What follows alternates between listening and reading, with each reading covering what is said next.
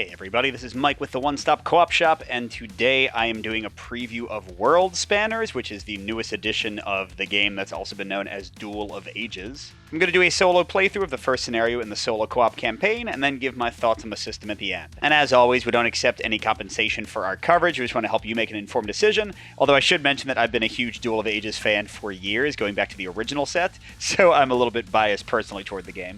And if you like the content on the One Stop Co-op Shop, consider supporting us through Patreon. You get early access to our videos and exclusive videos every month you can't see anywhere else. You can also listen to our podcast for more reviews and discussions, or come and join the conversation on our Discord. So the basic idea of Worldspanners and Duel of Ages before it is that you have these characters from different time periods and fictional and non-fiction sources. And you're kind of like in a VR, Fortnite-ish, kind of like meta thing where your team is inhabiting these characters. And you're running around on this hex-based map, having adventures, capturing points for your team in sort of a capture the flag or like King of the Hill sort of thing, but also fighting each other. And as you go, you get wild weapons and items and things. Like you could have a boxer with satchel charges or a unicorn shooting people with a fireball staff. Just lots of goofy emergent story in this game. And at the end of a certain number of rounds, whoever controls more of the points on the board and or has defeated more of the enemies in this little victory point system wins the match. But the new solo co-op mode, which has never been in Worldspanners Duel of Ages before, has these pretty straightforward AI rules for these different little boss monsters that you go against in a series of 12 scenarios. And you have a limited subset of the heroes and heroines from the game, and you form little teams and send them into missions. But you're also in kind of like an esports or Ender's Game-ish kind of feeling thing, managing your team of athletes, and you pair them up with your heroes. And you'll discover more about your athletes as you go. Like maybe you'll find out that Tushabi is not good with more mobile characters, but is better with shooters. I don't know. And there's also a whole storyline and all this stuff. Hey everybody, this is Mike from the future with a quick update. After I recorded this playthrough where I thought the only way to do solo co-op officially was with the campaign, I found out that there's a fully featured skirmish mode where you can use literally every single hero in the game and all of the monsters, 150 cards or so, and you can mix and match. So just to be clear, whenever in the playthrough I talk as though you have to do the campaign mode and have to deal with the athletes and the insights and all that kind of stuff, you can totally skip all of that and just throw some characters together and have a fun battle. All right, back to the video. So I am going to read through the initial narrative, use the timestamps if you want to skip that, and I'll show you the athletes and the insights and all the stuff that goes with that. But if any of it bores you, just feel free to jump to the gameplay because the core gameplay doesn't change that much with all this added solo co-op campaign stuff. Welcome to Dropkick. June 8th, 2530, Planet of Fluke. I've been assigned as coach for a new cadre of athletes nicknamed Dropkick. Minister Lev Huang meets me at the front entrance of my new facility. Welcome, coach. Happy 40th, by the way. I grip his wrist in greeting. Still 39 for another 2 days. Don't rush things. Lev matches the pressure I put on his wrist. Still as in good shape as ever, I see. Your family settled in? I nod. Strange to think I had a different job on a different continent 9 hours ago. No one to blame but yourself, coach. We need top quality on Dropkick and your name came up. Lev ushers me inside the imposing building complex. We pass into the meeting hall of the team. The plain concrete walls have one inspiring feature. A hand-painted pinup in the team colors of orange, black, and blue, with a wicked-looking assault dropship as the mascot. Dropkick! Oh yeah! Is the theme song I just made up. A woman with blonde hair and almond skin is adjusting an environmental control box near the painting. She spins and gives me a hello, and turns away again and hurries off. One of my athletes, I say? Lev puts on what I assume is a grin, but looks more like mild indigestion. Isabel. She must not want to meet her new boss without backup. He flips a file symbol into the air in front of me. Here's your athlete roster. I touch it open and cycle through it, scanning the faces that arise in the air at my gestures. Good crop? Might be the best. We've recruited off-world extensively. Batar, Kurt, Modriz, Portuganda. I'm surprised at both Kurt and Portuganda. Which dictators did you pay off? Lev gives a neutral smile. Ambassador Drake Eckert has been handling off-world recruiting for us. He has his persuasions. That's a lot of time and effort to make those voyages, I say. This all worth it? Yes, more than worth it. The crew. Lev swirls up the data in the air between us. Dropkick is drafted as a combat-heavy team. You definitely have the resources for a fight, but we don't want to see casualties. Keep your defeat count low. Also, as you can see, this is a mature group. He's right about that. Half are over 30, one over 40, older than me. Experience then, I hope? Definitely, but there are gaps. Mose Bazbala, your old man, he's never played factions, but he's a legend on Kishan for similar contests. If you're going to worry about one, I'd say Billy Cates. Drake pulled her in from New Home. Apparently a lot of natural talent, but a contest like factions is fairly new to her. Everything is. She's 19 and didn't start as an athlete until 17. He's right, that's a thin history. Why'd Drake draft her in, I ask? Lev shrugs. Ask him. He's made a couple question-raising acquisitions. Your Billy is apparently a trouble magnet. The Modriz athlete, Isabel Misabi, that you met at the mural, she called Billy a spoiled brat in front of the others. Isabel doesn't have patience for babies, doesn't have patience for a lot of things, so war is probably on between those two, sorry. Well, thanks for the heads up. Lev flips to a younger female athlete with enormous dark eyes and a mess of black curly hair. Speaking of kids, you have Ambassador Eckerd's daughter, Jenny, on your team. He has to be kidding. Ambassador Eckerd recruits this crew of elites and then just dumps his daughter into it? What happens if she doesn't work out? I decide to complain. You didn't say this was a babysitting job, Minister. You hanging a nepotist pick around my neck? Lev's normally grim lips turn slightly upward. You know anything about her? No, and if she had any experience in the games, I would. No, you wouldn't. She's been trading private network, hey, family privilege, and you should see her in action before you form an opinion. Also, she's hilarious. What do you mean? I ask. I mean you should set some fairly strict fraternization guardrails on your team, coach. I'm sure Ambassador Eckerd would appreciate that. Just know you have full authority over these athletes. Discipline them as you see fit. Your word is law. Also, I suggest you keep your rules of conduct tight. Some hardcore personalities are on the team. You've got 3, Muli Zadez, Cord Demuno, and Aurelie of Hund that have the experience and the bloated egos to match. I sigh and stash my concerns for now. Great. Any trustworthies? Lev nods. Bavov Quikov's not bad, and Tushabi Oliveira. Both of them have mountains of experience and a good solid competitor's attitude. Also a brother-sister team in Angie and Mikhail Kyang.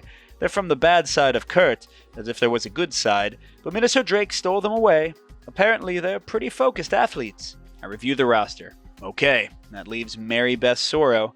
Good luck! She's crazy. Alright, so now we get all our people. We're going to do our first mission. This one is very much a tutorial, so I'm probably going to rock it. At least I did last time. Alright, and that takes us into setup. So we're doing our first scenario, which is a test flight.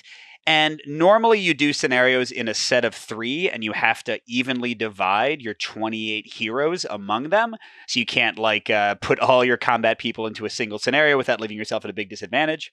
But in this one, I can freely use 8 of anybody, my strongest people if I want, and not disadvantage myself at all. It's going to be a 10-round match, which is pretty standard. And I think, what does this mean? That I'm Team Black, maybe? I'll assume that's it. And then they tell me which 3 platters to use and some faction keys. But the map is heavily randomized, as you'll see when I show it all to you. So the fact that even in this one scenario I have specific things doesn't mean they wouldn't have a lot of replay if I played it again. Like, I just set it up from the last time I played, and it's completely friggin' different. Here's almost the whole thing for reference. And by the way, I'm using the washed out side. So each of the platters has like a more colorful, vibrant side with the terrain kind of better depicted. But a lot of this terrain is actually clear terrain. So if you want, you can use the washed out side. You just have to do it for everything. And then it makes it really obvious what clear terrain is and makes other terrain like this water here that also has an icon to distinguish it a little bit more easily visible. But yeah, so I've got these 3 big platters that I was required to use. I've got these dome key platters that you always use with values 6 through 1, so 6 of those. And then I've got 7 little adventure keys. 2 of them are lift keys that I always have to use, and then 5 of them are keyed to different types of heroes. And these are basically places that I can go to have like little adventures and get bonuses. And that's where like the kind of King of the Hill, capture the control points gameplay comes in. And they mentioned the enemies. I'm bringing 8 people in. They've got 9 enemies. There's 2 of each type except for this one here. And they each have their own cards, kind of like my hero cards. By the way, I should have said everything is like handmade prototypes, so this is not indicative of what the final game will look like necessarily. But they have stats just like I do, special abilities just like I do. These people are pretty weak. Like, for example, these Watchful Clubbers have only 2 health, whereas my characters have an average of 4 or 5. So yeah, this is, again, like very much a tutorial mission that I'll probably be able to wallop them, at least I did last time. And then I picked 8 out of my 24 characters to bring in. There's way more than 24, by the way, in the final game, but you only have 24 you can actually use in the scenarios. So I've got Ironhead McCrae, a really good melee fighter, a boxer who can also take a ton of damage. He starts with 1 gold. I've got Private Sanchez, one of the best long-range shooters in the game, specifically with rifles. And some characters like Private Sanchez start with a card. He's starting with a war card.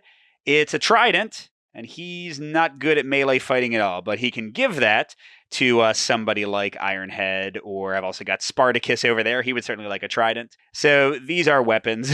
I'll explain what all this stuff means later, but the key thing to know for now is that this is the minimum to use it. You need to have at least this much strength and at least this much wits or intelligence. I forget what it's called. So yeah, that's pretty much a waste for Private Sanchez, but he can trade it to somebody. Then I've got Zin, the she-kelpie, very fast, kind of horse person-y kind of thing, and she can also go through water, so there's parts of the map she'll be awesome at. And then finally, Clara Barton, a famous real-life medic. And she starts with a blue secret card, in this case, a Soul Stone of Focus, which makes her wits, which is basically her melee initiative, equal to her virtue, I think that is, +1. And she, of course, is virtuous as heck. So her wits, instead of being 4, is going to be a 10 while she's holding this. But she shouldn't really be fighting in melee anyway, so that's another one I might want to pass to somebody. And then I picked Emily Knight, the outdoor survivor. She starts with the money and, 2 cards. Oh, and they're both vehicles. She's got a Max Runner that gives somebody 6 speed, and hers is 5, or Cleo the Camel. And by the way, each item has a type that's shown here in a white square. If it matches a symbol on the character's card, they have a bonus with using that. So yeah, she can use one of those to be a little bit faster, but she probably wants to pass it to somebody else. Okay, then we got Flicker, the Stealth Mistress, who also starts with 2 cards. Love another weapon. Jag, whoa, 7 speed. That's pretty dang awesome. Well, you have to have 5 intelligence to use it, which most of my characters do. The Investment. Okay, so these are little like side quests you can sometimes get in decks. Sorry, there's a lot of stuff thrown at you at once in this game. So if I have a ranged, melee, and minion card, we haven't seen a minion or range card yet, then I can play this and discard it and the 3 items to get either 4 elite cards or 16 gold. And I'll show you the side quests I have in a second. One of them is to get a ton of gold, so that would certainly help a lot. And then to finish up, I've got 2 awesome fighters. The Bladed Terror is just like kind of a xenomorphish kind of creature. He just runs at people and rips them to shreds. He was always my favorite character in the original Duel of Ages sets, or my least favorite when he was facing off against me. And then Spartacus is also a really good melee fighter, and his special thing is that if he has 2 melee weapons, he can use both of them in one combat, which usually nobody can do, but he's also just really tough. Now, technically, I'm supposed to have picked my athletes, and there's actually kind of a cool thing in that they tell you, like, the psych profile of each of them, and you want to make them match people that are, like, in your roster, because they do better if they're paired with people that they kind of go well with. And then you get to draw 4 insight cards at the start of the campaign, and then more as you go along. And basically how that works is you're going to see the character that you pick for one of the 4 and which character they're paired with, and then you'll draw an insight card based on that, and it'll like tell you something about them. So I'm only going to show you the 4 athletes that I'm actually picking insights for. So Mose, it says, is straightforward and honest and efficient, so I think him being an outdoor survivor kind of makes sense. And then just because I'm curious about her, I'm going to use Billy, the like 19-year-old unproven one. It says that she has criminal history, so maybe she'd be good as a stealth criminal character. And then Mooley is an experienced fighter. It seems like he'd like Spartacus. And then the Nepo baby, I'm going to put Jenny as Clara Barton. It says that she's like charismatic and calm and good in emergencies. I don't know. And I'm going to do my 4 insights just to kind of show you what's involved. I'm cross-indexing the warrior and the athlete. And I get the card on the left the first time I do it and the card on the right the second time. So in Moses' case, he doesn't have the patience for sneaking around and wasting time. He dislikes assassins, insurgents, scouts, sentinels, and spies. So it says if I have an eye mesh, which sadly is one of the types here on the back of her, then my virtue goes down to 0 and I can't trade. Mose, you suck, man. Why? I thought you would be able to handle this, buddy. All right, how did I do with Billy and Flicker? Great. Terrible again. Darn it. Turns out that Billy fails to exploit stealth. I guess she was a bad thief in her past life. Or maybe she doesn't want to be thought that way anymore. Her merchant with sneak, not hears, is wasteful. So if she has that mesh, she gains no stealth bonuses from any source, even terrain. What the heck? Thanks, Billy. All right, but how about Mooley? He's got to love Spartacus, right? Yeah, here we go. Mooley is brilliant when in the thick of hand-to-hand combat. So if his character has 6 to 9 melee, which Spartacus does, then he gets +1 damage with all melee cards, and can get +1 with a natural melee attack if he uses boost. That's going to be tougher to do, but that's awesome. He is a nightmare now. Dude, if I get him this trident, it'll be 4 hearts of damage. That's, you don't know the game yet, a lot of you watching, but that's absurd. And Jenny, gosh darn it. Jenny desires to play her Protect Not role, but is then overly protective. If she has that, yup, then she has -1 movement? What? Come on, man. Now, by the way, usually you only get 1, 2, or 3 new insights in each session. The first scenario of the campaign gives you more, so if this seems like a lot to kind of deal with all at once, it is, but it's never this much again. Oh, and I forgot. I got to pick a leader. You know what? Let's give Jenny a second chance. So this is something you always choose, and then they have a specific card. Jenny has little to no command and control skills. Oh my gosh. And no motivation to lead a team. Oddly, however, a number of athletes like her as a leader. All right. So heroes can only own 1 boost marker at a time. That's things you can collect, and then you can use them on your turn to boost all your stats by 1. Including active ones, discard excess. Oh, but all heroes gain +1 crown. I think that's like fame. Yeah, that is fame. Okay. So, cool. All right, and then we do have a little bit of choose your own adventure-ishness before we go on. Okay, so are both Isabel and Billy in this mission? No, I didn't bring Isabel because I knew they were fighting. If so, reduce morale by 1. Yeah, okay. Morale is something you keep track of. Is Billy in this mission? Oh, yes. Go to page 16. Oh, okay, never mind. So nothing happened. I think she probably would have gotten mad if I had not brought her. So there's some other stuff. That's pretty much everything. I would have been like writing down names and stuff in the little campaign thing. All right, so enough preamble. Let's get to it. Or if you skipped all the story stuff, hey, welcome to the gameplay. And let's get into Worldspanners. So the game progresses through a series of rounds. You'll have a white turn and then a black turn for each one. I'm the black team. They are the white team. And then at the end of the black turn of round 10, because it is a 10 turn or round scenario, the game will end. We'll see how many victory points we've got. So Team White is the enemies. How does their turn work? So you've got these 2 little bars, and at the beginning of each enemy turn, you're going to flip over one of their cards. These cards are used for all skill checks. There used to be dice in some of the older versions of the game, but now it's completely card-based. So you'll use this side for skill checks.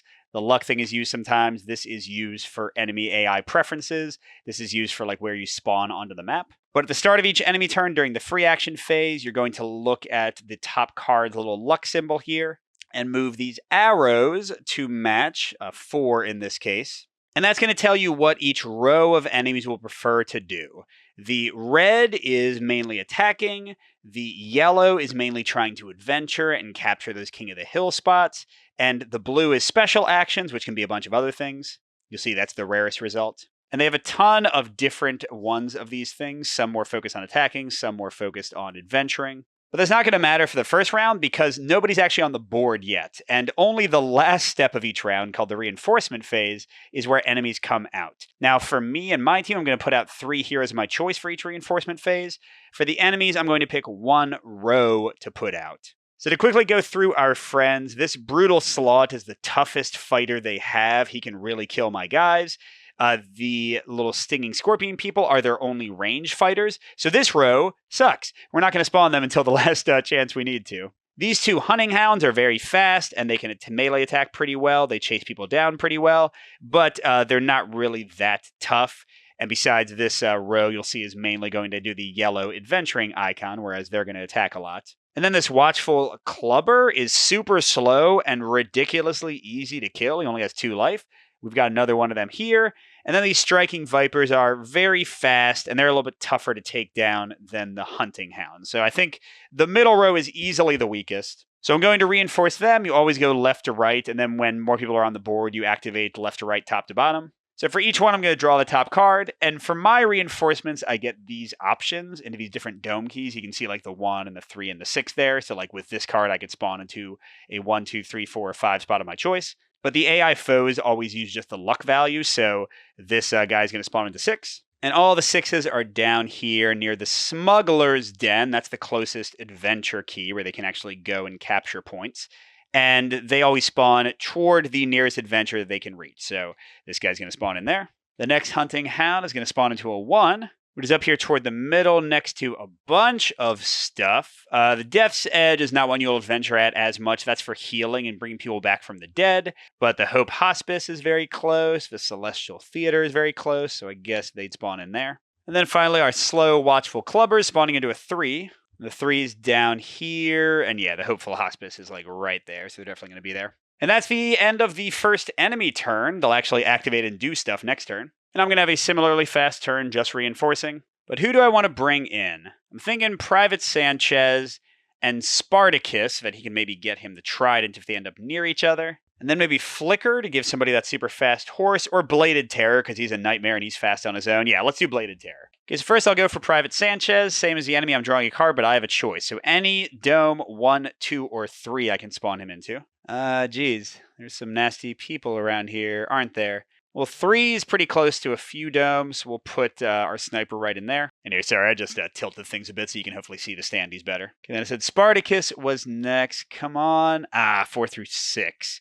What's the... Ooh, actually, there we go. They can get pretty close to each other.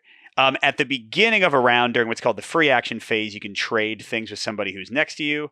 So they just need to like run near each other this next turn. Okay, then I said Bladed Terror, my murder machine. He's coming into 1. Right near our hunting hound friend. Yeah, let's chase him down. All right, and that's it for round 1. Now let's actually get into a real activation and show you how the AI does stuff. So to quickly review the steps of a round. First, you have the free step. That's where the AI will flip their card that will determine their preferences for the round. And that's also where you can pick up things and trade items. Then each character gets to take an action. You can move, you can slip away, which is just a variation on movement, but you can like get enemies that are blocking you out of your way because you can't move past enemies. You can unleash a minion if you have one. Nobody does right now, so that's not going to matter. Or if you have a ranged weapon, you can shoot somebody instead of moving. But usually 90% of the time right now when we don't have much equipment, we're going to move. Okay, then if the enemy, like those scorpions, has a range attack and you ran past them within their range, they get to kind of like opportunity fire at you. That's the opposing team gets to do that, the inactive team. And then if you're next to each other, you both get to attack each other in melee. So melee is going to happen for both players on each round. Finally, you adventure if you reached any of the keys, like the little King of the Hill, capture the flag things you're trying to get to, and then you bring in more heroes. So let's modify our preferences here. They're staying on 4 with the luck, which means all 3 of these guys, we're going left to right, are going to try to adventure. So the important thing is that the Hunting Hound has 6 movement and the Clubber has 3. And the first preference for an adventuring foe is to get to an adventure space if they can actually reach one, and they have some preferences for like which ones they want to go for. If they can't reach one with their movement, then they'll go as close as they can to the nearest one to them. And to kind of zoom in a bit here, actually here, let's pick it up. So first of all, movement. Things that don't have any icon, like these buildings inside the tunnel here, these are like walls you can't move through, these black lines. Those cost 1 movement, but anything with an icon costs 2 movement. The only exception to that, there's none of it right here, is deep water, which you can't move onto at all unless you are one of the heroes that has water moving powers, like my little Kelpie person. But then on these adventure keys, there are 4 adventure spots, and they each have the requirement at the top and what you get rewarded for at the bottom. Although the real reward is getting to put your team's icon on it, because whoever has the most icons, whoever has the majority on a given adventure key, is winning it, and that's worth 1 victory point in the game. Out of the 7 possible, you can get 5 victory points for the adventure keys, 1 for what's called the Lith's Lair, which is another like kind of capture the flagish kind of thing, and then you get 1 victory point if you don't have any fully dead heroes. So if you don't get killed, that's good. But a lot of these are like skill checks, so you'll check your stealth against this stealth to do a burglary, or check your wits, your initiative here. Oh, that's right, Clara Barton has awesome wits, right, with her little ring. Or you can draw a quest card. These are going to randomize different skill checks for you to do. And then some are just like spending money or discarding cards. So like here, if you go to the black market and spend 2 money, you can buy a secret card, but that will still capture the spot for your team. And by the way, if the one team has it and you go in there, the first time you succeed, you just take away their token. The second time you replace it with your token. Crud, how was this? I think it was like that, right? Because I know it was kind of hard to get in there. All right, so this first Hunting Hound has 6 movement. So he can't quite get there yet, but that's still the closest. So he'll go 1, 2, 3, 4, 5. And that's it. He can't go onto the buildings, but next turn, if he adventures again, he'll go in there. Although there is no memory, the fact that he's adventuring this turn doesn't mean that next turn he won't get an attack command and go somewhere else. Okay, then for this Hunting Hound, I think he can easily get in. Yeah, 1, 2, 3, 4, 5. Okay, so they have preferences. They first want to always go to ones that cost gold. Like this one costs 1 gold to heal yourself 1. And even though he doesn't need to heal, every one of the foes in this scenario starts with 1 gold, so he can already afford to pay with that, and that'll get his token down there. So they always prefer to go to ones they can automatically do, like this one first.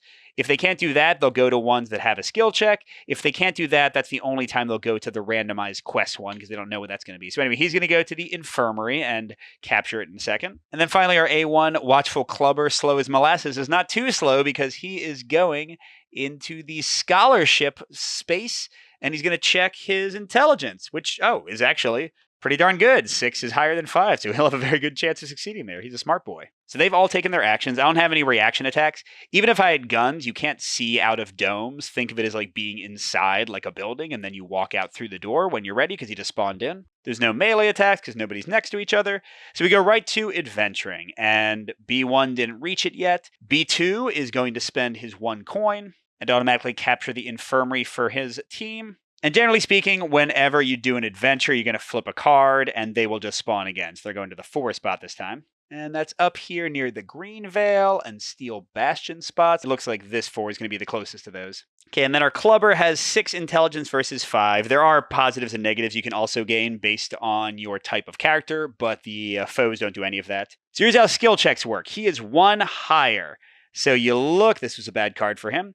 You find the +1, or if he had been like 1 below, you'd go here, and you see the result. A green means they passed it normally. A gold, which isn't even on this card because this is a terrible card, is called an amaze, and they get an extra bonus. A squeak usually isn't enough for an adventure, but it is usually enough for hitting a character. And then there's a fail and what's called a fop, which is like a total botched failure. But here with them being 1 above the check, we are in the red zone. So they fail this check. They do not capture it for their team. They do not get the gold 1 or 2 they would have gotten for success. So all they do is they get dismissed to a 2. Now, by the way, on a FOP, like the huge failure, the only difference is that I get to pick which 2 they go to. That's called banishment, instead of them just getting dismissed to a 2 of their choice. Let's see, which 2 do they want to be in? These are pretty similar. 1, 2, 3, 4, 5, 6. 1, 2, 3, 4, 5, 6, 7. Okay, so I guess I do want to be on this one and run towards Lith's Lair next time. Lith's Lair is sort of a weird one. You have to like give them gold and cards, and then if you do, you increase your count, so you can actually like build it up. But this is kind of like an all or nothing thing, so even going to different spots is going to change the tribute here, and if I can like zero out their 2 and then add some of my own, like if I get 3 points, then I get to change it to mine. But it's not like multiple spots, it kind of condenses into 1 spot. I have no idea if anything I just said made sense, but it's okay. Okay, now they get to reinforce, and I'm still scared of their top kill crew. So let's bring in the 2 Striking Vipers and another slow Watchful Clubber. Striking Viper 1 is going into a 4. This one's definitely the closest. Striking Viper 2 is going to a 3. Oh, right up in here. Hello. And then Clubber's going to a 2. Oh, look, Clubber's got to stick together. Yay, family love. Okay, so that was 1 enemy round. Clearly, they'll get more complicated as there are more enemies on the board, but hopefully some of that made sense. And now that comes to my turn. I have no free actions to take, and I like to do my characters in the order of their cards, so Bladed Terror is first. He can move up to 7, and you have to move if you start in a dome. You can't stay in it. And he can't reach anybody to actually fight him this turn, but he can block this snake from getting into there. So I'm going to go 1, 2, 3, 4, 5, 6, 7, and now I should be able to pick a fight pretty easily next turn. Okay, then we got Spartacus and Sanchez. I want Spartacus to punch a hound. So we'll go 1, 2, 3, 4. He has 5 movement, but that's enough, so they will attack in melee. And then Private Sanchez wants to be next to him to trade him the trident during the free action phase. So he'll go 1, 2, 3, 4. He has 1 movement left, but he'll just stop there and be ready to throw a trident to him. Sadly, that happens during the free action phase, so Spartacus will just be doing hand-to-hand combat this time. All right, that's everybody's action. Nobody has reaction fire, so we go right to melee combat. And several stats are really important for melee combat. So first of all, the wits is the initiative, so higher attacks first, and the tie goes to the active player. So Spartacus is going to attack first, and then if the hunting hound is not dead, hasn't taken 3 damage, he'll get to attack back. Their melee stat, 8 for Spartacus, is compared to, what's it called? The enemy's agility, so Spartacus has a +3 chance to hit. They need to get a squeak or better, which is like that little intermediary result. And then if they hit, they compare the power, the little like piercing symbol here, 4 to the opponent's armor. So it's 2 skill checks to hurt anybody. Also 4. and that's going to potentially modify down or up the number of hearts. So the basic damage of Spartacus's punch, he doesn't have a weapon yet, is 2, but based on how that power armor skill check goes, he might do 3, he might do 0. We'll see how it goes. And his weapon skilled lets him attack with 2 weapons. That doesn't matter. And the Hunting Hound's agile ability lets him move through enemies, which normally you can't do. That also doesn't matter here. And Moly's bonus, +1 damage with melee weapons, also doesn't matter yet. And I would need to be using boosts, multiple boosts, oh geez, to get Spartacus to get a +1 natural melee attack damage, which with the leader I picked, who only lets us have 1 boost, is impossible. So yay for that. All right, Spartacus is first, attacking to hit, 8 versus 5. He is +3. And we just needed the squeak, the gray, so we clearly hit easily. And now the much more important one, 4 versus 4. We're at 0 for our penetration. Ooh, we got a pretty good result. A 0 is a green, which means we do the full damage of the attack. And a maze would have been +1 damage. A squeak is -1. A fail is -2. And if you fop, you don't do any damage no matter what. So 2 damage to the Hunting Hound. He only has 1 life left. I'm going to put those on his little B1 card, by the way, because there's 2 hounds. And now they had tied wits, but Spartacus broke the tie because it was his action. The hound's going to attack him back. 6 versus 6 to hit, so it's a tie, and he hits. And 3 power versus 3 armor, also a tie, which is, oh man, full damage. So Spartacus takes 2 out of 5. That was an unfortunate result. You know, could have made the difference there. Friggin' trident, just saying. But we'll have to wait a minute for that. All right, and that's it for melee, and nobody got into adventuring, so we're right to reinforcing. All right, now who do I want to bring in? I've got my best fighters, except for Ironhead McCrae. So yeah, let's get him. And maybe Flicker, who's my fastest other one at the moment. Well, potentially fastest. And then maybe Emily Knight. That's right, Emily can't trade. By the way, Emily has a special ability, Wilderness Caches. Before she enters the first time, she gets to place 1 tracker on each map platter. Those are the 3 big ones. And then if she, that the arrow means this hero, is on a tracker during the free step, she can remove it and get a free card. So it sucks that she can't trade to anybody, but she can potentially get a bunch of weapons.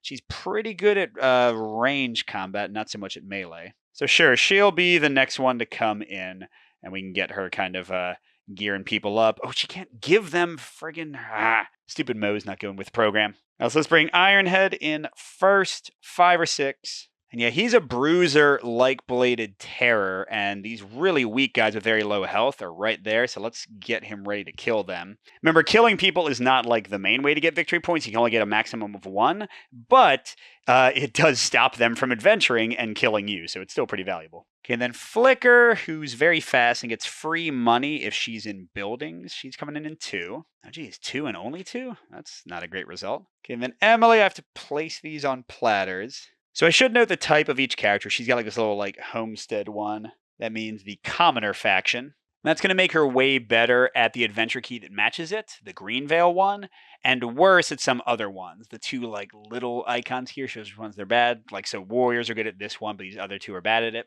So sure, let's like assume that she's going to get over there eventually and put one of her caches there. We'll put another one at like sort of a nebulous 5 distance space near some domes. And I don't know, another one like over here in case she decides to run into that place. You know where she actually coming in? 2 again? What the heck? Wow, place is filled up. That's not great. Okay, that brings us to round 3 for the foes. Let's see what they're going to do. And their focus this time is going to be a 6. The first row is not in, so second row is going to adventure again. Third row is going to attack. So starting with B1, our injured Houndy. 1, 2 for the building. 3, 4. Okay, so we can reach everything. He'd prefer to go to the black market, which just costs money, but it costs 2 to buy a blue secret card. He only has 1 money. He doesn't want to do quests, so he'll go to the one of these that he's better at. 5 stealth for a burglary, or 5 wits for, what does that say, thieving. And the hounds are way better at wits for thieving, so that's where he's going to go to adventure later. Hound B2 all the way up here, they have 6 move. 1, 2, 3, 4, 5, 6. Oh no, we can get to that one, but he doesn't have enough money. Oh, we can, never mind, these are spaces too. So we can get to a strength space or a virtue space. His virtue is slightly better, so he's going to go over here and reap some wheat in Green Veil. But he only moves 3 and nothing's within range, so he'll go toward the nearest adventure key, but he'll only go toward the nearest one that he's not already winning by 2. So the list layer, they're winning by 2 tributes, so that doesn't count. Although I guess he probably would have gone to the Hope Hospice anyway. So 1, 2, 3, there he goes. And I didn't show you much about these guys, but they have the Prismatic Sight ability. Enemies within 3 aura suffer -2 stealth, and allies within 3 aura gain +2 stealth. So he really messes with range combat, but he's totally a chump with only 3 agility, 4 armor, and 2 life to melee attacks. So we'll see if we can kill him in a second. All right, now D1 is supposed to fight. He's got 5 range, the Striking Viper. Pretty tough melee combatant, and his ability is that he always treats his wits as being 9 just for melee, so he always attacks first. But when he can't reach anybody for combat, they'll then try to block somebody if they can trap them in a dome. That doesn't apply here either. So then they just switch to adventuring. And the only one he can reach is strength. He's not very good at it. He's a 4 versus 5, but the only time they won't even attempt an adventure, where it's not eligible, is if they are more than 3 below. So if he had a 1 strength versus 5, that's the only time you wouldn't at least try it. All right, but D2 can attack. It looks like they're all in domes. He has 5 movement, 1, 2, 3, 4, 5. Okay, so he can't reach them. So the only person he can attack is Bladed Terror. Now, if they can attack multiple people, the tiebreaker is not nearest. It's actually this little thing that was on their initial card at the beginning of the turn. So here they would attack the person with the highest melee skill. And hey, I'm okay with this, because yeah, Bladed Terror is not invincible, but he's definitely tougher than this Viper guy. Okay, and then our other Watchful Clubber has 3 move, also can't reach anybody to attack, so he just switches to adventuring and goes to be where his buddy's going. Okay, no ranged opportunity fire, so we go to melee. And the Striking Viper, remember, always counts as having 9 initiative, so he'll go first. Bladed Terror, by the way, is abilities that he can never use or even pick up cards. He just can't do anything except kill, kill, kill. But looking at their stats, they both have 7 agility. The Viper has 5 melee, Bladed Terror has 7. They both have 5 power. Bladed Terror has more armor, though, and has 3 attack stat instead of 2, so hopefully he can come out ahead. All right, Viper's first needs a 7 versus 7, a 0, so he hit. And then 5 power versus 4 armor is +1. He did full damage. 2 to Bladed Terror. Dang it. Oh, wait, I'm sorry. He was 5 to 7. He was -2 for that first attack. It still would have hit. Darn it. Okay, now Bladed Terror is 7 versus 7, so he needs a 0. He hits. And then 5 versus 3 armor, so he's at +2. Which is only a squeak, so -1 to his damage. So 3 becomes 2, so the Striking Viper is half dead. I'm not loving all this damage, y'all. And now it's only going to get worse because we're bringing in the big guns. Okay, that one's going to a 3. Oh, geez, not there. Come on now. And then the Rain Scorpions. First one's going to a 5. Second to a 4. It's going to be over here by Ironhead. Up here where they already have a bunch of people. Oh, wait, what am I doing? I forgot about adventuring before I did reinforcement. A lot of adventuring. Okay, so this guy is 4 strength versus 5. So he's -1, which is a failure. So he just gets dismissed to a 6. Then this guy, what was he? He's a 5 versus 5, so even. Oh, and he amazes, which means it says they get 2 gold if they amaze instead of 1. But the big thing is they're now controlling that, so since they have the most tokens there, it's another victory point for them. And he gets dismissed to a 3. Oh my gosh, it's a crowded spot too. And then yeah, this B1 made it here. He's got 7 wits, so he's +2. Which is a squeak, so he actually doesn't pass. He just gets dismissed. Bad luck for them. He goes to a 5, which is, oh my gosh. All right. Okay, and then we reinforce. Now we're ready to go. By the way, I just realized since I reinforced first, some of the enemies might have gone to different spots. You make mistakes sometimes. All right, free action phase. Let's give this trident from Private Sanchez to Spartacus. Let's go! Now, it does have worse power than Spartacus's attack, a 2 instead of a 4, but with Moses' bonus, +1 damage to every melee weapon, it's a 4 instead of a 3.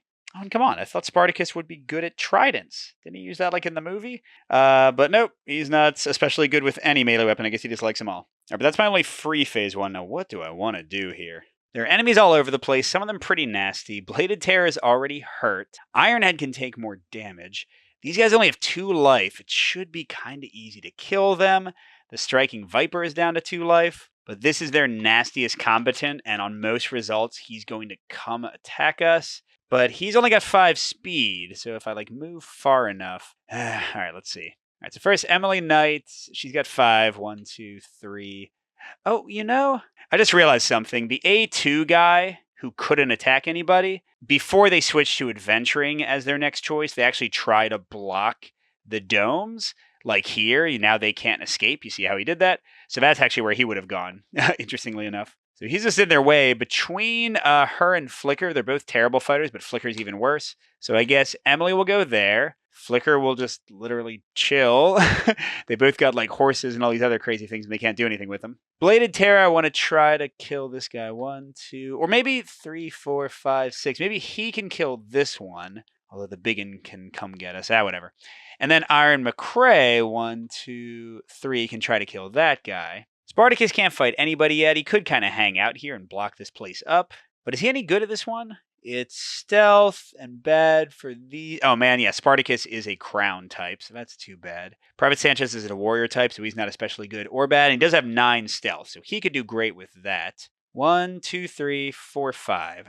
Not until next turn. All right, that's a bummer. But yeah, I kind of like the idea of Spartacus maybe like waiting here for this guy to come out and stabbing him, since he's not especially good at actually fighting here. All right, I think that's it for all my characters. So let's do some melee. The Watchful Clubbers have actually an 8 wit, so they get to attack before us. So this one will attack Clubber. Or not Clubber, I was thinking of Clubber Lang. Ironhead McCrae. Pugilist. When an enemy uses their natural melee attack against him, he blocks 1 wound automatically. So this guy would have to like get an amaze result to actually hurt him. So 4 attack versus 7 agility. That seems unlikely. Oh, wow, he actually hit. And then 4 power versus 2 armor is equal to the regular damage, which is 1, but his ability blocks it. Yeah, so they needed an amaze on the damage roll to actually hurt him. Okay, and then Ironhead. Let's see if we can just take this guy out. 7. Oh, no, here it is. 8 versus 3. So he's plus 5. Yeah, he hits. Unfortunately, amazing doesn't do anything special when you're just trying to hit. And then 3 power versus 4 armor. Minus 1. So minus 2 damage, which means only 1 damage gets through of his 3. Which is sad, because 1 more would have finished this guy off. All right, now we get to Injured Bladed Terror. This guy's attacking first. 4 versus 7. That's minus 3. No, he misses. Thank God. Bladed Terror is 7 versus... Oh, no, 7 versus 3. Hits. And 5 power versus 4 armor. Come on, Bladed Terror. You got to have this. Plus 1. Full damage. That's 3. So that is our first kill. The Watchful Clubber is no more. And if he has items and gold, they get dropped right in his space. If we start our turn there during the free phase, we can pick it up. And there's 2 places you can be when you're dead. This is, I think it's called the Underworld? No, it's the Underpit. So you start here. There's 1 location in the, what is it called? The Death's Edge space that can move somebody up to the regular pit. And then if you do it again, they can actually come back and respawn with all their life and stuff. And also, teams get 1 victory point. There's another way to earn victory points. This is the only like kind of directly killing one if they don't have anybody in the underpit. So currently, I now have a victory point and they don't. Yay! But sadly, I didn't get to adventure at all. What a cruddy turn, man. All right, finally, I'm going to bring in my last people. Clara Barton the Slow with 4 movement. And then Zin the She-Kelpie. It's got 7 move, can move through water. And any time that they move through water, for the rest of that turn, anybody else can move through those same water spaces. It's kind of like they're using their Kelpie magic to get over it. So drawing first for the Kelpie, 4 through 6. Well, 6 seems pretty good. There's no water over here, but she is a, whatever it is, subterfuge or sneaky type. Oh, outcast. She is an outcast. So she'll do especially good in the Smuggler's Den if she can get in there. And Clara Barton is a healer, and she can go 2 through 6. Could get her here and then have her like start healing Bladed Terror. She could do a free healing at the start of each of her turns. She's super slow, so I don't know if she's going to accomplish much else. So sure, let's try that. All right, so we're going to round 4. They got their full gamut of jerks to play with. We're going to 1 luck. Ooh, which means their nastiest guys are not fighting. I'm okay with that. Actually, everyone is adventuring. Maybe that's not so good because they're already kind of beating me here. Oh, by the way, I totally forgot to say, I have a little side quest to get bonuses for the campaign. So this one is, I need to have at least 2 victory markers in all 5 faction keys at any point. I'm not really sure what that means, but I also have to win. So that one's pretty tough. I don't have anything. I haven't adventured much yet. Second is 20 gold at the end of the mission, whether I win or not. The best chance of that happening is probably going to be Flicker's thing. If I can get those 3 card types for her little side mission card to get 16 gold, that'd be awesome. Safety first, no heroes defeated at the end of the mission. I got to keep Bladed Terror alive, but that's possible theoretically. And then finally, this one's supposed to be really tough to defeat all but 1 foe. Yeah, there's 8 of them right now, so that seems pretty unlikely. All right, but adventuring, E1 can move 5. So it looks like 1, 2, 3, 4, or 5. Which one does he like the best? He's bad at all of them, so I think he just goes to the closest one. He has a 3 versus 5. Okay, then Scorpion number 1, who does have a ranged attack, is going to move 3 toward the closest thing that isn't List Slayer because they're already winning that. So he's actually going to be next to the Boxer and fight. That's cool. Oh, wait, I lied. They have 4 movement. I was thinking of the other guys. And they have 3 range for their melee. So if Ironhead moves within 3 spaces, then the guy will get to do an opportunity attack on my turn. All right, let's see. This guy's going 1, 2, 3. He's going to try that strength 1. He's got 6 strengths, a pretty good chance. Okay, next is B1. Dang, he's far away. He can move 6. So 1, 2, 3, 4, 5, 6, I guess would be the best he can do. B2's over here. Can he get into the Hope place? 1, 2, 3, 4, 5, 6. Sure, he can get to there.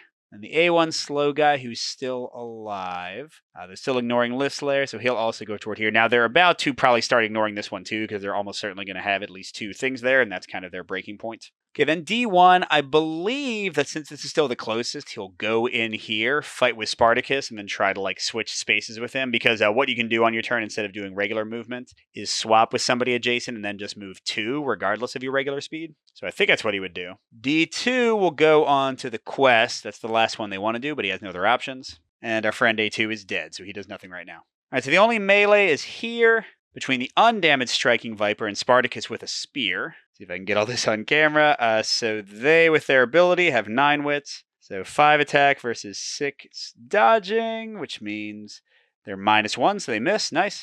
And then Spartacus, 8 versus 7. He's +1, and he amazes. I didn't want to waste that card.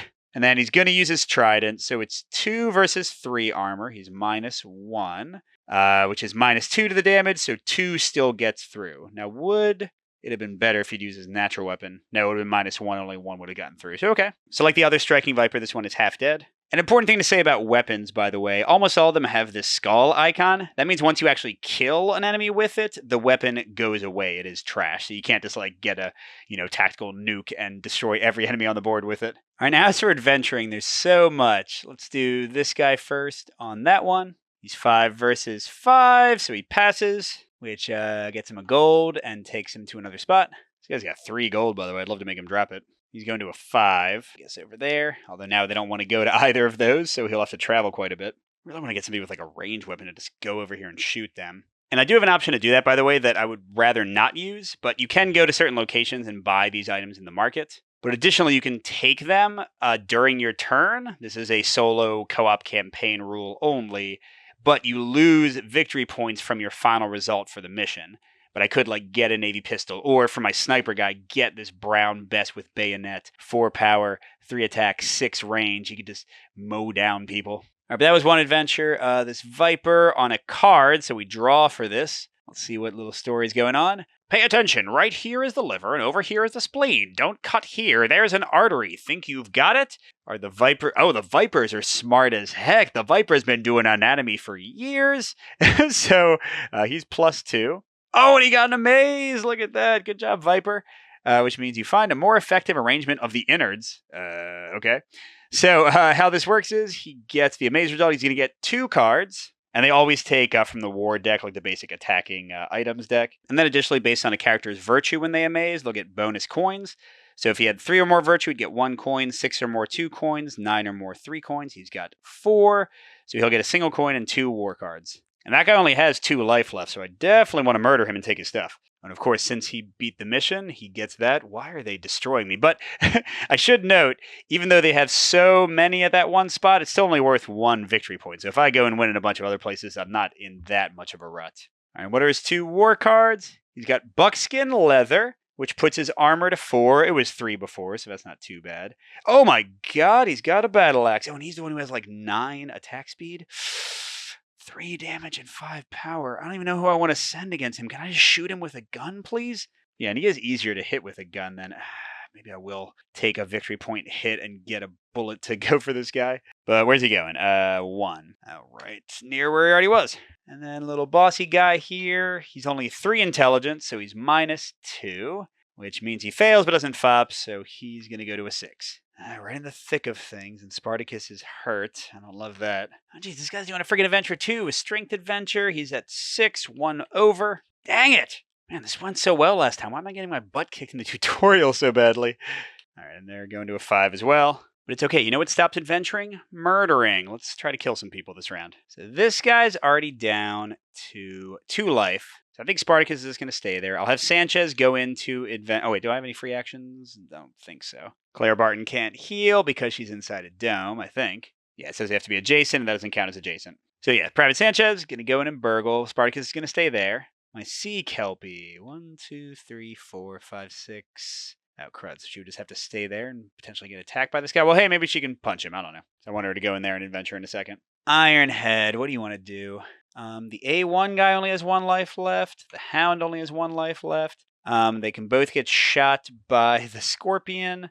Ooh, but actually, Emily Knight has more stealth than either of them. So, but you can't reach one of her caches. But yeah, what if she goes 1, 2, 3, 4, 5? That's right, she can go 6 because she's got her little moped thing. What the hey, let's go next to the Scorpion, give him a different target. So he did see her as she ran by within 3 spaces, so he'll get an opportunity attack when that phase comes around. But let's send Ironhead here to finish off that guy. Bladed Terror here to kill that guy. Well, actually, I'm going to do that. I might as well have Emily not get attacked by the Scorpion. Don't want to give him a melee strike when she's not that strong. Flicker's got 7 move with her horse. So she can go 1, 2. Oh, she's actually got a lot of cards. Maybe she should go to the list layer and give up some of them. Maybe not yet. 1, 2, 3, 4, 5, 6, 7. She's weak. Maybe she can help finish off that guy. Clara Barton. I want to get her. She only has 4 movement, but I wanted to get her near Bladed Terror to heal him. Ooh, let's switch them. What if she's here and Ironhead is there? And then she can go 1, 2. Oh, crud. I don't want her to get attacked by a Scorpion. Let's say she went here. There we go. Okay, I think now we're good. That's all our characters. Man, we are clustered up. Okay, reaction. I'm, again, pretty sure the Scorpion shoots at Emily Knight. It is a natural attack. He's got a 5 with it. She's got 7 stealth. No, that's definitely a miss. All right, then we go to melee, and man, there's a lot. This guy's going to be first. He's got 9 wits. He's going to attack the Kelpie, who has better stealth than Spartacus. Kelpie's got 5 dodge. The Viper's got 5 attack, which means he misses. Nice. Okay, now let's go and do this. So Spartacus is faster. He's going to use his natural punch, because if he does 2 damage, he'll finish off the guy and he won't lose his trident. So it's 8 versus 7. Ooh, just barely made it. And he's got 4 power versus 3 armor. Beautiful. He gets a full hit, which is 2 damage. Get out of here, Viper. Leave your money. Which means Kelpie never needs to attack. And then over here, these guys were fast, right? Yeah, they have 8 wits. Is anybody faster than that? Flicker is 7. Bladed Terror is 5. Ironhead is 4. This guy is also a 7. Okay, so they're always going before me. So Flicker's got the highest stealth, so I think this guy would attack her. What's he got? A 4 attack. She's got 6 dodge, so he misses. And then she technically attacks first with her 2 attack. That won't cut it. But then Bladed Terror is 7 versus 3. That hits. He just needs 1 damage. So that's definitely enough. So that's another guy dead. All right, so this is feeling pretty good at least. And let's see if we can get one more, because that'll be half their team. And then, gosh, I hope I can actually win some adventures to pull ahead. All right, so that guy attacks first. 6 attack. Ironhead's got 7 defense. Whoops, he hits. 3 power. Ironhead's got 2. Oh my gosh. No, he does not hurt Ironhead. That was a terrible card. Ironhead punches back. 8 versus 5. He does hit, even with a not great card. All right, and 3 power versus 4 armor. Ooh, -1 is a -1. He does 2 damage. I mean, -1 is 1 damage, but it's still enough. He's dead. Great turn. Great turn. So now they've got 5 characters, and I've got 8. Let's see if I can pull ahead adventure-wise. Of course, speaking of adventuring, I literally only got to 1. It's 5 stealth, 9 for him, though. He does not have a negative or a positive from his type. He's got +4, which is an amaze. Awesome. So he's going to capture it for us and also get 2 money for himself. And currently, I'm the only one in control here, so I got 1 victory point there. I've got 1 for having nobody in the underpit. And they've got 3 for controlling these 3 places. So they are ahead by 1 currently. But nobody's gone to the Celestial Theater or the Steel Bastion. So if I can get in there, I can change things pretty quickly. These places will clearly be tougher to extricate from them. And Sanchez is going to only a 3. All right. I guess you might as well get in the thick of things. And yeah, that was that. Let's see what they're up to. So this is round 5. I've put little tombstones. I'm not sure if I'm supposed to use them for that. They're getting a 5 luck, which means the nasty fighters are adventuring. Everyone's adventuring again. What are the chances of that? Although adventuring in this case means E1 will come over here to scrap. Scorpions are also adventuring, which I like, because otherwise they would have attacked me. They don't want to go there. They don't want to go there. And they've got 4 movement, so they're going to head towards Celestial thingamajig there. Almost get to it. And this Scorpion will go 1, 2. And this guy, he's also heading up there. So 1, 2, 3, 4, I guess 5, 6. 5, 6. They're kind of equidistant. We'll just say he's smart enough to not get punched by the boxer. And then the injured but living Snake. 1, 2, 3, 4, 5. They're 6, aren't they? No, he's only 5. Okay, so he won't want to do an adventure yet. So cool, they didn't get to any adventures. And I can definitely attack some more of them if I want to. Speaking of attacking, there is a fight here. They're going with the person with the lowest wit, which is predictably going to be my Kelpie. And this guy's a pretty ridiculous fighter. He has Crushing Jaws. His melee attack, the damage challenge is at minimum better by 1. So even though he has 4 power versus the Kelpie's 5 armor, it's like he had 6 power. He's always going to beat her by at least 1. So let's see if he can hit her. 6 versus 5. Oh, awesome. He missed. Okay, and then Spartacus is next. He'll definitely use his spear. So he's an 8 versus 2. This guy's actually really easy to hit. Yes. And then what's the spear's power? Just 2 versus 4 armor. That part's not great. -2 is -2 damage, but the spear has 4 with his bonus, so that's still 2. And then I don't imagine the Kelpie will hit this guy, but we can try. They've got 3 attack versus 2, so they do hit. Oh, and actually, they've got 4 power versus 4 armor. They're better at hitting than I thought.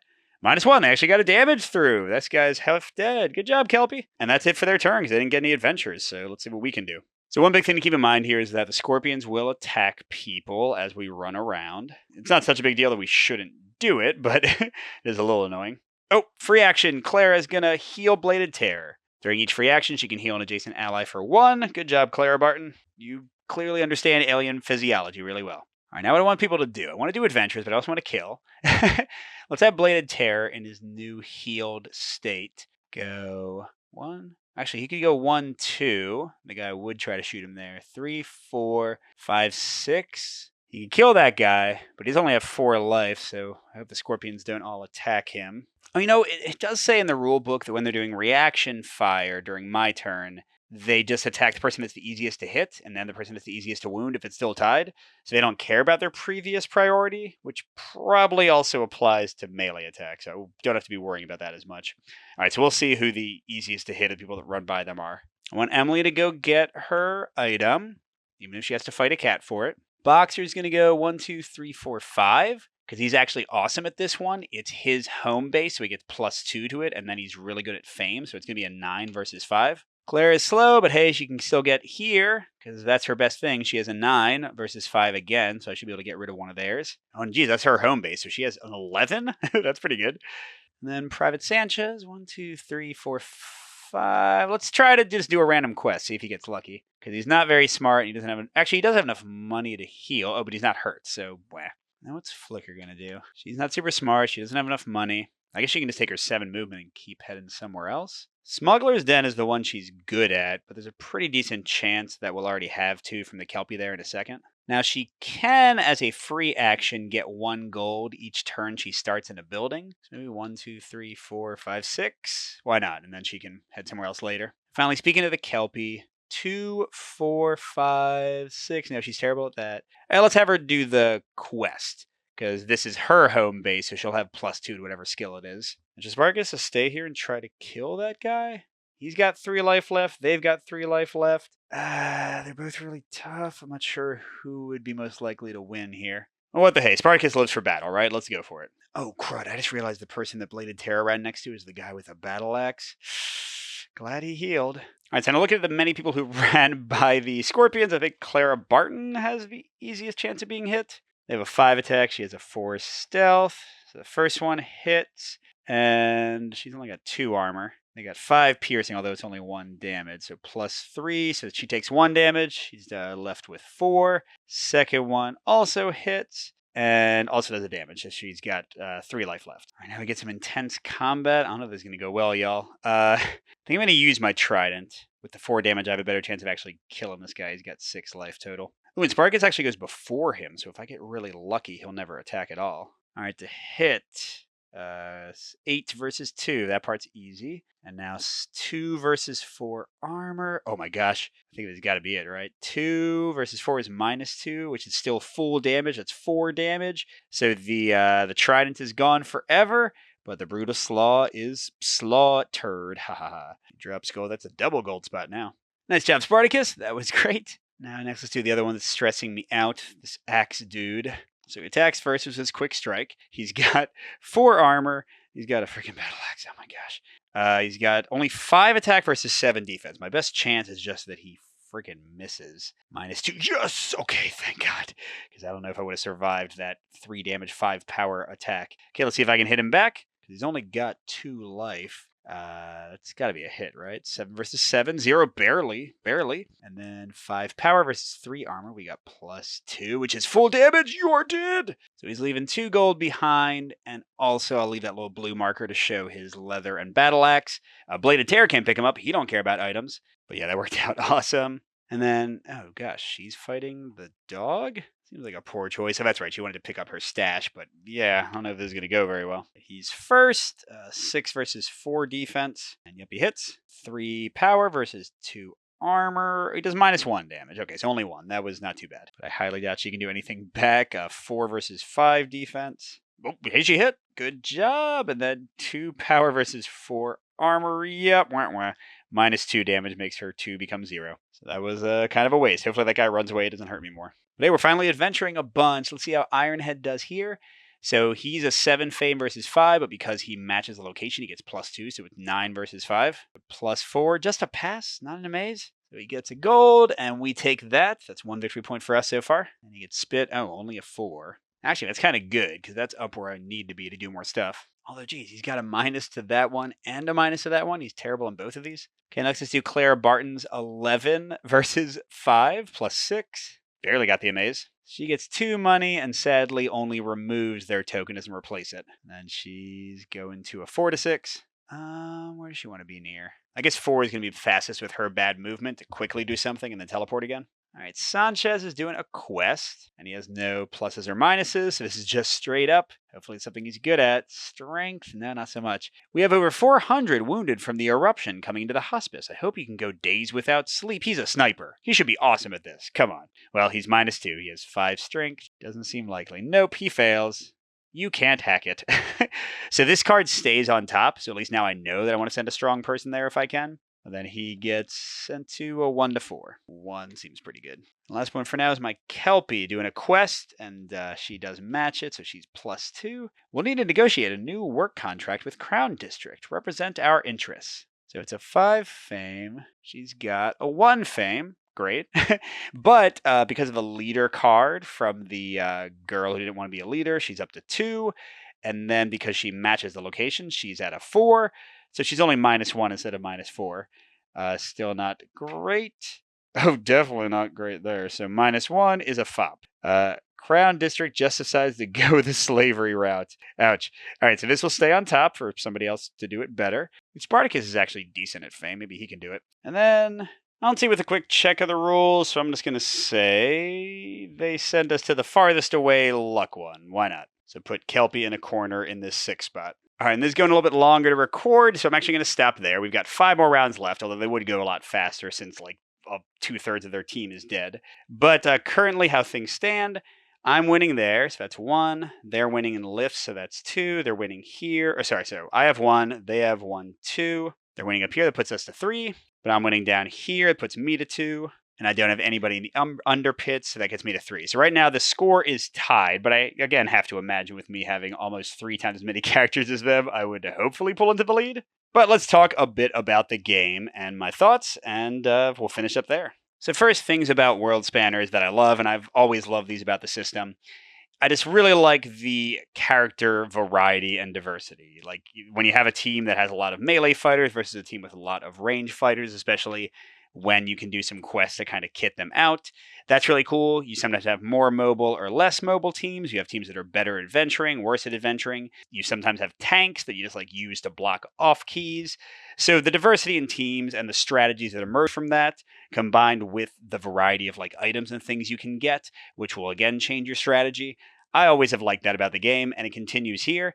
They have simplified the characters some, so I'm looking at like old characters that used to have way more text, and they've made them a lot more straightforward.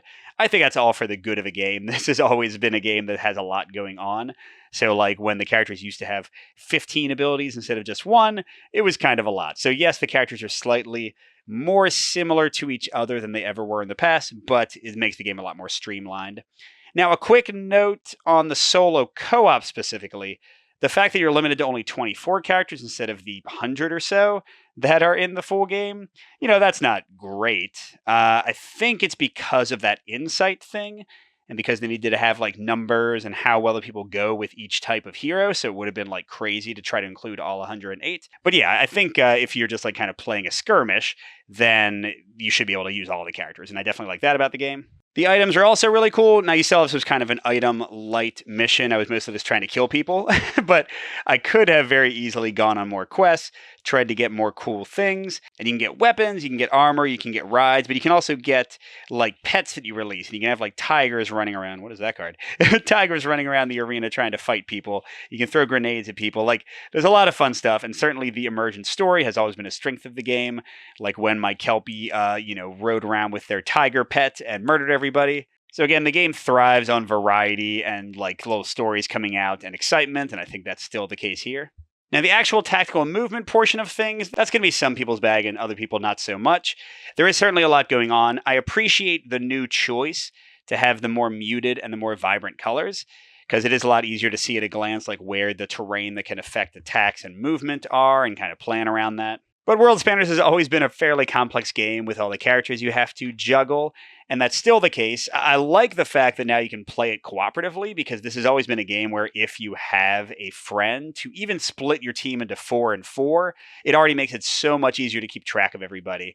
And heck, if you have like 3 or 4 players and you can only have 2 or 3 heroes each, that's even easier. So that's really cool, because now it makes the game a lot more playable with a smaller player count. In the past, like you'd usually have to do teams. You might, to have 2 on each team, you need to have 4 players. It's a lot tougher to get that many together. But as complex as the movement can seem from a glance, it's really cool, again, that you can like block people up. The map variety is just insane. Like, again, even the same map, the last time I played it, the spawn points were in a totally different spot.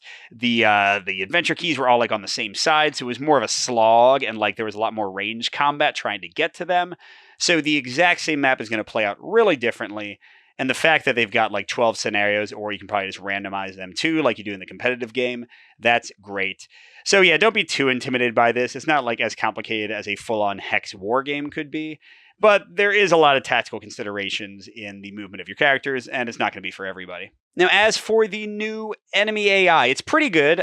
I like that you can predict which types of enemies are more likely to attack. I like that it changes up, because there, again, are like 10 of these, so you're going to have different tactics for the enemies each time. And although these enemies were pretty weenie, they get like ridiculous. Like, look at these like crazy boss type characters you can get. So there looks like there will be a ton of variety as the campaign goes on, and much more challenging people and much more varied abilities. But so far, all of them are way more straightforward than the regular characters, which is how I want it. I want these to be pretty quick to run. So I'm not saying it's like the easiest thing ever, but honestly, I found the enemy turns were sometimes faster than mine, because they go through their motions very quickly and there's not too much to think about and figure out. Now, the biggest question, all this stuff, the solo co-op campaign. How do I feel about this? And here's the big thing. I think it's cool. I think if somebody really wants to dig into the game, this is an exciting kind of story-based thing. Like the reading I was doing earlier, I don't think it's like the most exciting reading ever. But the idea of like managing a team, and again, it reminds me of like Ender's Game, where like he's trying to figure out what Bean's best at, what Petra's best at, where do they fit into the team. So like trying to figure out which kind of characters to use is pretty cool. Now, the negative side of that, is this a game where I want to juggle even more abilities? Well, maybe. I mean, when it's something like Mooley's where he's doing extra damage, that's friggin' awesome. But if I have to like remember that one of my characters has -1 movement, that's a little bit more annoying. But I respect that they're doing something different. I like that there's a ton of variety in the missions. I like that I could certainly play this over again and things would turn out differently. If they add in a skirmish mode, if I can just throw down some heroes, maybe use all 108 instead of just the 24, no insights, no athlete management, I can just go to town. Hey, here's some random enemies. I'm going to fight them. Let's go. Worldspanners. Look, I got a cat. I'm riding it. It's got a trident in its mouth. I think that'll be awesome. And I don't think it would be tough at all well for the team to accomplish that with minimal extra rules. Like, really, we just need some simple rule for how the skirmish is set up, how you pick your enemies, and you're good to go. All the rest of the solo co-op stuff works great. And then, hey, once I'm ready, once I know how the solo co-op works, let's find out about our friends. Let's learn about our athletes. Let's have some story. So this is totally not a game for everybody. People are going to be frustrated by the cards, although it does tend to balance out. If you get good cards early, you're going to get bad cards later.